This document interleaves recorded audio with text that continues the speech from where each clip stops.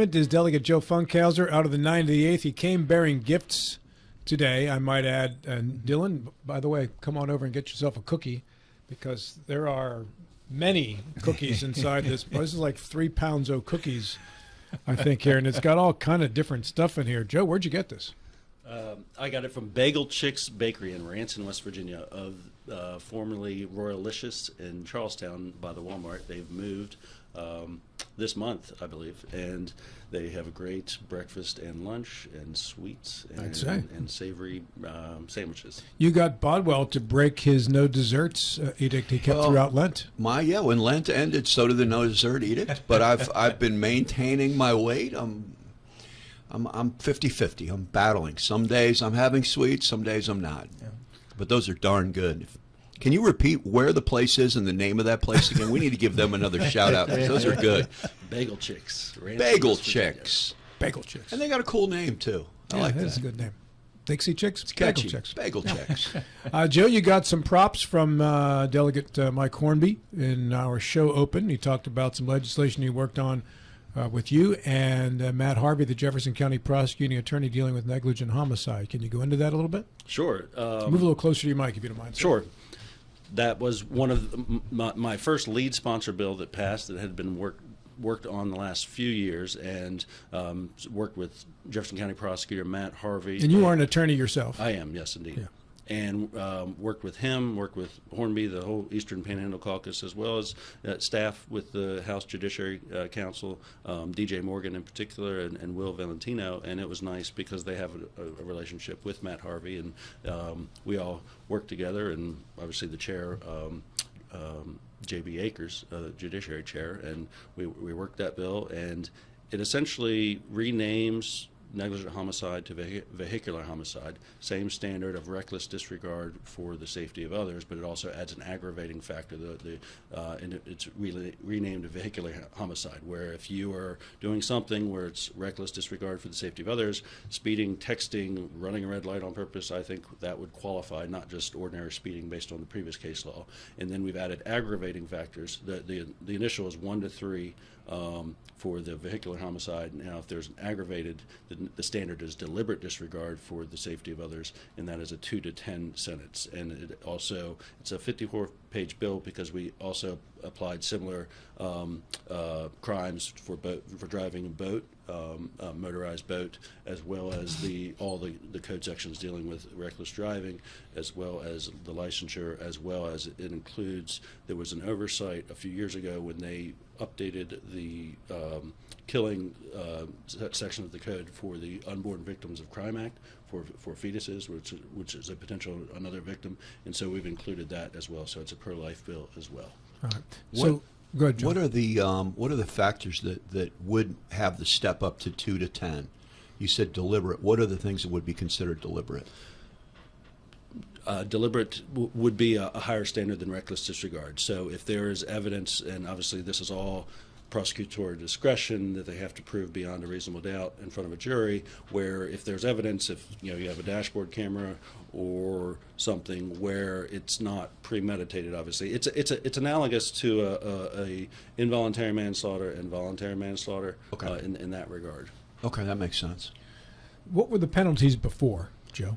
The penalty before was 1 to 3, and there was no aggravating factor step up, and now there is for aggravated vehicular homicide. Now, there were some that were less than 1 in some circumstances, weren't there? Because I can remember talking to Matt Harvey about this, and people who took other people's lives through negligence were walking after 6 months in some cases.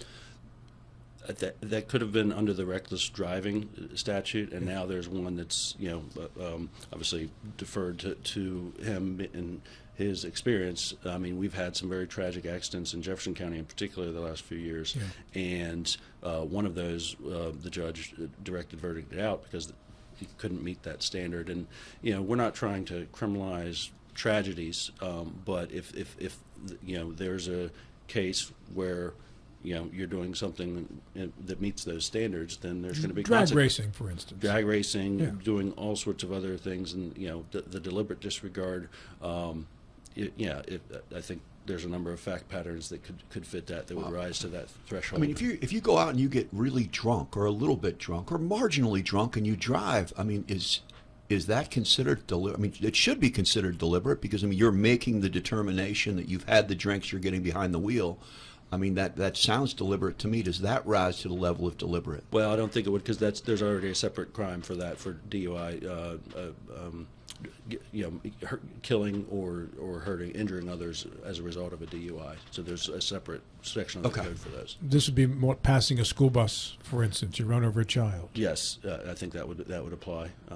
And you've seen a number of people get killed in certain contexts, and drag racing, like you said, or one of the fact patterns on one of those cases in Jefferson County, some of the eyewitness said that the person was speeding through a red light, looking at his phone, and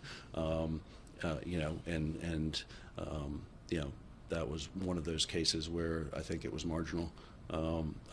So hopefully we've got this through the finish line, and hopefully it provides an ample deterrence, and people know there will be consequences for this behavior, and improves public safety in West Virginia. Now, you get bad weather, snow, ice. You slide off the road, and you get into an accident that way, and cause a death. That's different than drag racing, for instance. I mean, unless you're doing 100 on a snowy day. But if you're driving responsibly, and there's a tragic incident because of the weather conditions, that's not necessarily negligent. No, that's not criminal negligence. Tragedies do happen, and this particular crime, vehicular homicide, would not apply to ordinary tragedies. So you said this bill was 50 pages long. Do you end up spelling out specific instances when it would apply, or is it 50 pages long for some other reason that people who aren't attorneys don't understand? Well, there was a number of other provisions of the code that had to be revised, so you have to include there's a chapter, article, section, and so you have to include all those sections that apply to that, and some of those sections are multiple pages. And really the language itself is reckless disregard for the safety of others, deliberate disregard for the safety of others. That's pretty simple, and there's case law on that of what rises to those thresholds. I always worry when bills are that long, because who actually reads them? I mean, except for the people in the committee. I mean, the people who are actually voting on them, they're getting a little synopsis. This is like, okay, this is what this does. Why do bill? I mean, just out of curiosity, why do bill? I mean, I know you had to redo code and stuff like that, but why in general do bills have to be that darn long? I mean, in general. Well, our body of law in West Virginia was last codified in 1933, and there's a lot of pages, and so you have to, when you amend it, you've got to include it all based on those But rules. I mean, and you as a lawyer, and there are a lot of very, very well educated people in our legislature, but then we have people who are from other walks of life where they look at that and they probably go, "Wow, this doesn't make a lot of sense. Can you give me 2 sentences on what this does, and then I'll vote yes or no?" Well, that's part of the process. It's every person who votes down there, it's their job to do their due diligence and read the bills and ask the right questions and try and improve them. But that is one of the things that, this was my first year down there, but we just amended the rules in the House for the first time in 80 years or so to have so it's not as rushed, so it's a more deliberative process. So we have a 2-day process now in committee instead of a 1-day process, where the first day would be the hearing process. You call witnesses, you examine the bill, you ask questions, and then the next day will be for markup and passage and amendment stage. So things weren't as rushed. We're trying to solve problems, and this is one of them. But one of the tools in the toolbox that I use, and it's been recommended we use, is to do a point paper, a 1-pager that sort of succinctly summarizes the bill, so it's easy for them to digest. That makes sense. This seems pretty common sense, right? When you look at someone deliberately in a drag race, in a situation, as you said, careless disregard for their own life even, as well as the life of others. How hard was it to actually get this through? Again, it seems common sense, but sometimes in a legislative session, so many people, you got to convince a lot of people. How hard was it? Well, I worked it a lot, particularly with within the committee where we started in the House Judiciary and did the point papers, and it actually passed unanimously when it reached the floor of both the House and the Senate. So I think that's a testimony to it's a common sense law, but also the due diligence that I did as well as our team in the House Judiciary. But they had tried to pass it before, Joe, and they couldn't get it across the finish line on a couple of different attempts. I know Matt Harvey had been frustrated by this for years. Yeah, I wasn't there. I know that it had been percolating around for a couple of years, but they couldn't get to the finish line. But happy to get it there this year. Do you know what were the main differences, if you know, in the bill now versus the bill that wouldn't pass before? I think this was the most detailed, certainly, that addressed some of maybe the lingering questions of,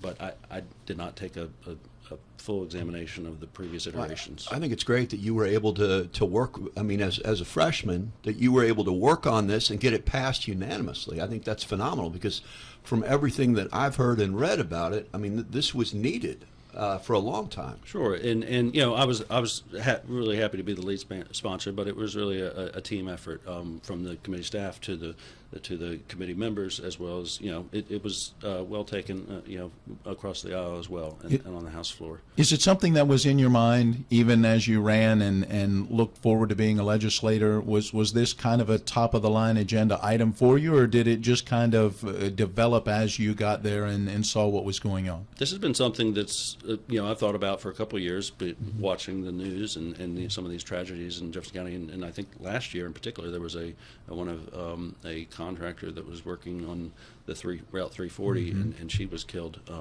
And I don't know if the facts and circumstances of that case, but that certainly brought it to attention. I know Delegate Larry Kump, he has one of his constituents. He'd been working on this very diligently for the last couple of years, and we worked with the Eastern Panhandle, but all over the state. These things happen, and to increase public safety. Larry will be on next Monday, by the way. And Joe, excuse me, you were a freshman with an asterisk because you actually completed Paul Espinosa's term. You were appointed out of the 98th and then elected out of the 98th. As you went down there still for the first time, did you have an advantage over the other true freshmen in that you had, for about a month, been a delegate already? I think that certainly helps because it's about building relationships, so you help get to know people a little bit better. I did have a previous role as a lobbyist from 2014 to 2018, so I also had from that experience. I think that helped. I was a lead sponsor of 20 bills, co-sponsored 90 bills. The one lead sponsor bill passed. Also had 19 co-sponsored bills that ended up making it to the finish line as well. So I was really happy about that. What? Sorry. Go on. And I think compare that record to some of the other freshmen. I think I'm doing pretty well. Mm-hmm. You said you were a lobbyist down there for a while. What did you lobby on behalf of? It was a trade association for the West Virginia thoroughbred industry called West Virginia Racing United. I'm happy to get, even though I didn't sponsor it, Senate Bill 75 passed this year, which restored the haircut bill money that we've talked about previously. This was my next question, because that's the first time I ever interviewed you was in your role as a lobbyist. And there were times when it was a little bit difficult for the racing industry in this state. Sure, and that cut occurred in 2014. They took 10% of the funds for the purses and the development funds, which is the lifeblood of the industry, and was the premise of the referendums in the racetrack counties. And it hurt the industry significantly in terms of all the metrics, and so this restores it. This provides stability. We have a small business ecosystem of the thoroughbred industry in the Eastern Panhandle in particular, but the other racetrack counties where you have not only farmers and trainers and breeders and jockeys and exercise riders, but the feed stores and all the way to insurance and banking. So this will help that industry and increase investment there. So in the restoration, is there anything in this bill that helps to make it more difficult to ever go back and pull that out again, or is that something that really can't be done? Well, it puts it in the law that it goes back to what it was before 2014, which was the percentage that dedicated to the purse and the development funds. But 10 more years down the road, another legislature could look back at it and do the same thing that happened in 2014, right? That's any part of the law. You can't bind future legislatures. Okay. The best you could do is constitutional amendment, I guess, would the only way to improve it. What is the healthy or not healthy state of the horse racing industry in the state, Joe, and in Jefferson County? I think it's on the upswing. There's a new economic impact study done. There was one done by John Deskin's W Better Business Bureau in 2014, and that did all the live racing industry, and that was about in 2014. I think the numbers were approximately 360 million annual economic impact and about 7,200 jobs. The one that was done most recently only analyzed the 2 thoroughbred racetracks, and it's about 5,500 jobs directly, another 5,000 or so indirect jobs, as well as about a 700 million annual economic impact. So we have reduced some of our live racing days. We used to run about 220, 230 days a year. We're running around 160 at Charlestown, or about 120, 130 up at Mountaineer. But it's helpful to plan when you're making these investments, and you don't get a return, and there's no guarantee of a return if you're successful at the track, 3 to 5 years down the road. So it's very helpful to have that stability to provide for that, and really thankful for Senator Rucker, Senator Barrett, as well as the Eastern Panhandle Caucus for helping get Senate Bill 75 to pass the finish line this year. I can tell you, when I go over there, I generally don't get a return, and it's a same day loss. Well, I used to work as a server over there in the dining room in high school and college, and people would always come to me for tips because I grew up around on a horse farm, and so my first tip I always gave everyone was, don't bet more than you don't want to lose. Consider it part of your entertainment budget. So that is the way to do it. Joe, you had one bill called HB 2549, changed the term of the office of sheriff from 4 years to 6 years. It didn't pass. But did that come along with one term for the sheriff, 1 6-year term, or were you trying to get 2 6-year terms for sheriff? Trying to get 2 6-year terms. Spoke to Jefferson County Sheriff Tom Hansen about this, and he's term limited. Under the Constitution, sheriffs only have 2 terms, but it doesn't say the duration of those terms. And so this, from my speaking with him, if you're a sheriff, you don't reach your vesting of your retirement until you get 10 years. So if you're duly elected, you only get 8 years. So this would help in that regard, and the fact that if you're a newly elected sheriff, you haven't been in there before. It's a complicated process. There's a good learning curve there, because you're not only dealing with the law enforcement side, but also the taxation side of collecting the property taxes and so on and so forth. I got to go back to what you said about, okay, they're 4-year terms, and you're limited to 2 4-year terms, which is 8 years. 2 terms. 2 terms. In the Constitution. Right. But 2 terms. 2 4-year terms, which is 8 years, but you can't get a pension until 10. The Constitution says 2 terms. That's the limiting principle in the Right. Constitution. This code currently says 4-year terms. Right, but what I'm saying is, the way the code currently reads, they can have 8 years as sheriff, but you need 10 to get the future benefits. Correct. Okay. I just want to make sure that was clear. And so it's more than just the benefits, though. It's the learning curve, and talking with there's the delegate Rodney. He's a former delegate, and he's the head of the Sheriff's Association. I talked to him about this as well, and they supported it. So didn't get a hearing on it, but that's something, one of the things that I've tried. Any of my constituents, if they reach out, whether it's phone or text or email, I try and get with them, and if they have a good idea, I'll put it in as a bill if they can persuade me that it's a good idea. Go ahead, Matt. Is there any or much discussion over separating the tax side of the duties of a sheriff? That their sole interest could be law enforcement. I mean, it just seems to me like an interesting 2 roles that they're trying to play.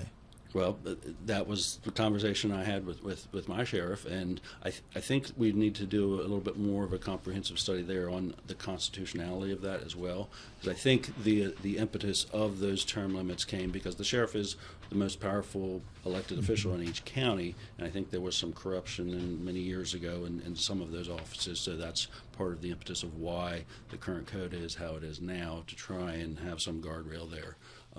But I think points well taken of, the sheriff may be better suited to focus on law enforcement, and maybe there's other county officials that could deal with the tax the taxes. Joe Funkhouser, our guest. He is the delegate from the 98th in Jefferson County. Joe, homestead exemption increase for this area has got to be very important, especially for senior citizens, those on a fixed income. We're not making progress on that just yet, but did you find with your legislation that there were at least some people a little receptive around the state? Oh, absolutely. There are a number of my colleagues. I had full sponsors on both. The first, that was my campaign pledge. That would be the first bill I introduced. Now, I sent it down to bill drafting. That was the first one to introduce, and it didn't get introduced for whatever reason to the bill drafting office. And also, when I saw Delegate or Senator Barrett's legislation, he had a little different way to look at it, of where it would be phased in, so it would be easier for the financing for the counties and the state. It has to double it from 20,000 to 40,000 would there was a bill that introduced last session. It would be about a $45 million fiscal note, and so I think there's definitely an interest. I really would you have to actually pass a constitutional amendment to do so, and I really would want that's going to be one of my priorities next session, to get that on the ballot for 26. To help our seniors out and our disabled veterans. The $45 million fiscal note, is that what it would cost the state or the counties? Both. Primarily the counties, because most of the property tax revenue goes to the counties. I think 1% goes to the state, if I understand that correctly. Yes, unless it's a data center, then they take a lot more. Yeah, there's Article 10, Section 1 of the Constitution has some exceptions and caveats for that particular property tax to the It's state. amazing that 80 years ago they put the whole data center thing in there. They were really forward-thinking legislature. I used to watch a lot of Star Trek back then. Yeah. But that's going to have significant economic impact. The data center bills. The microgrid bill, and primarily those microgrids are going to be out west along the Ohio River, from my understanding, and that's something that ultimately, I didn't want the perfect to be the enemy of the good. There were some of the finer details that can get sorted out through the rulemaking process, of which we have both Delegate Hornby and Senator Rucker on the rulemaking review committee. There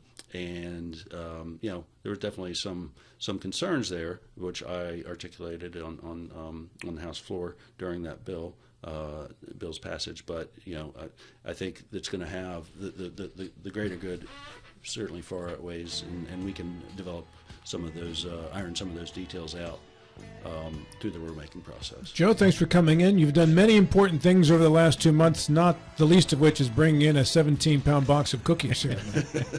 Thank you kindly, sir. Thank you guys for having me. I enjoyed being here. Delegate Joe Funkhouser out of the 98th.